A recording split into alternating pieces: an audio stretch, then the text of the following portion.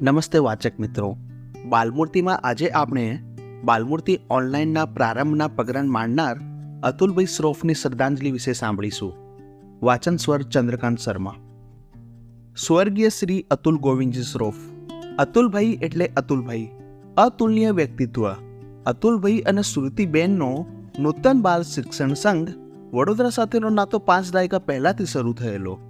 નૂતન બાલ શિક્ષણ સંઘનું કાર્ય તો જયંતભાઈ શુક્લની આગેવાનીમાં 1973થી શરૂ થયું હતું, પરંતુ બાળકોની સમાજની સુંદર કલ્પના કરનાર, તેના માટે ચિંતન, મનન અને સનિષ્ઠ પ્રયાસ કરવા તત્પરતા બતાવનારા આ બેલડી અને અન્ય વડીલ મિત્રોના પ્રયત્નો અને ઉત્સાહના કારણે 1992 અને 93માં નૂતન બાળ શિક્ષણ સંઘ વડોદરાનું વિધિવત રજીસ્ટ્રેશન થયું હતું. અતુલભાઈ સાથે મુલાકાત થાય એટલે આપણે નવીન વિચારોથી જ પ્રભાવિત થયા વિના રહી જ ન શકીએ. આપણી રજૂઆત થતાં જ એમના એ વિષયને અનુરૂપ ઉપયોગી એવા સુંદર વિચારો મુકાયા જ હોય. એમની કુશાગ્ર બુદ્ધિનો પરિચય આપણને મળે જ. વિજ્ઞાનના માણસ છતાં નિસ્બતતાના માણસ પણ ખરા જ. વડોદરાના અનમોલ રતન સમા અતુલભાઈ વડોદરા સ્થિત ઇન્ડસ્ટ્રી લિમિટેડના સ્થાપક તેમજ ભારત અને એશિયા ખાતે કેમિકલ ઉદ્યોગ ક્ષેત્રે ક્લોરિનેશન કેમિસ્ટ્રીના પ્રણેતા તરીકે ઓળખ ઊભી કરી વડોદરાને ગૌરવ અપાવ્યું છે. અતુલભાઈના દાર્શનિક નેતૃત્વ હેઠળ વિવિધ ઉદ્યોગોની સાથે સાથે સમાજ માટે અનેકવિધ સામાજિક પ્રવૃત્તિઓના મંડાણ થયા. શ્રી અતુલભાઈએ પર્યાવરણ ક્ષેત્રે પણ આગવી કામગીરી કરેલ છે. જમીન પરીક્ષણની કીટ તથા બાયોફિલ્ટર્સની એક અનોખી ટેકનોલોજી નિર્માણ કરીને તેઓ વૈજ્ઞાનિક ખેતી અને જલસંચય જેવા અતિ આવશ્યક પાસાઓને આકાર આપવામાં સિંહ ફાળો આપેલ છે. વંચિત વિદ્યાર્થીઓને ગુણવત્તાયુક્ત શિક્ષણ પ્રાપ્ત થાય એ ધ્યેયને હાંસિલ કરવા ટ્રાન્સપેક્ટ એજ્યુકેશન સોસાયટીની સ્થાપના કરી. ઉચ્ચ શિક્ષણ પ્રાપ્ત કરવા ઈચ્છુક વિદ્યાર્થીઓ માટે સ્કોલરશીપ શરૂ કરાવી. ગ્રામ્ય વિસ્તારોમાં સેનિટેશન અને પ્રાણી બચાવવા અંગેના ઘણા બધા પ્રોજેક્ટ શરૂ કર્યા. મહિલા ઉત્થાન માટે ઘણા પ્રોજેક્ટ શરૂ કરાવ્યા.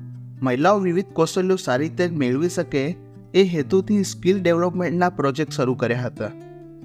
કોઈપણ કુદરતી આફતોના સમયે હંમેશા સમાજ સાથે અડીખમ ઊભા રહીને જરૂરિયાતમંદોને દરેક પ્રકારની મદદ કરવા માટે હંમેશા તત્પર રહેતા, જે તેમનો માનવતાભર્યો અભિગમ દર્શાવે છે. ગુજરાતના આદિવાસી અને પછાત વિસ્તારોમાં તબીબી, શિક્ષણ અને ખેતી ક્ષેત્રે મહત્વની કામગીરી અનેક પ્રોજેક્ટો હાથ ધરી છે. નૂતન બાળ શિક્ષણ વડોદરા દ્વારા પાયાના કાર્ય થઈ રહ્યા છે. એમાંનું એક કાર્ય છે બાલમૂર્તિ સામાયિક. આ સામાયિકને ઓનલાઈનના માધ્યમથી વાચક મિત્રો સુધી પહોંચાડવા અંગેની મિટિંગમાં તેમની નવીન ટેકનોલોજીના સ્વીકાર અને વૈજ્ઞાનિક અભિગમ કેવી રીતે પ્રસ્તુત કરવા એ બાબતની શું ધ્યાન માંગી લેવી હતી. મિટિંગના બીજા જ પખવાડિયાથી આપણે બાલમૂર્તિ ઓનલાઈન વાચક મિત્રો સમક્ષ મૂકી શક્યા. બાલમૂર્તિ બાળકોના ભાવિને ઘડવામાં મદદરૂપ થાય છે, માતૃભાષા જાળવે છે, એ વાતથી એ ખૂબ પ્રભાવિત થયા હતા. ખૂબ વ્યસ્તતા, ઉંમર અને નાદુરસ્ત તબિયત હોવા છતાં શ્રી શ્રુતિબેન અને શ્રી અતુલભાઈએ એકલબારા ખાતેના બાળમેળામાં હાજરી આપી અમને પ્રોત્સાહિત કર્યા. એ જ અમારા માટે ખૂબ ગૌરવની વાત હતી. બાળમેળામાં બાળકોને મુક્ત રીતે પ્રવૃત્તિ કરતા જોઈ એમને ખૂબ રાજીપો વ્યક્ત કર્યો હતો.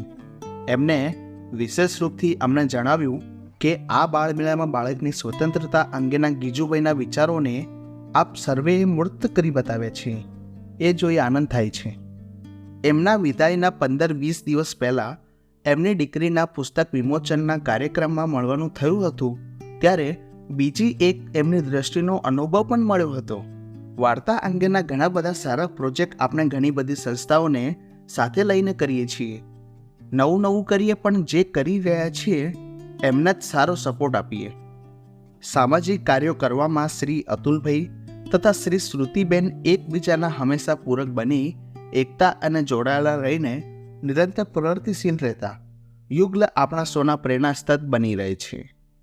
હંમેશા નવું કરવાની, નવા આવિષ્કારની તગજ ધરાવતા વિનમ્ર સાહસિક ઉદ્યોગપતિને બાલમૂર્તિ પરિવાર, નૂતન બાળ શિક્ષણ વડોદરા પરિવાર સતસત નમન કરે છે. સંકલન નિલેશ શુક્લ અને રચના દવે. અસ્તુ.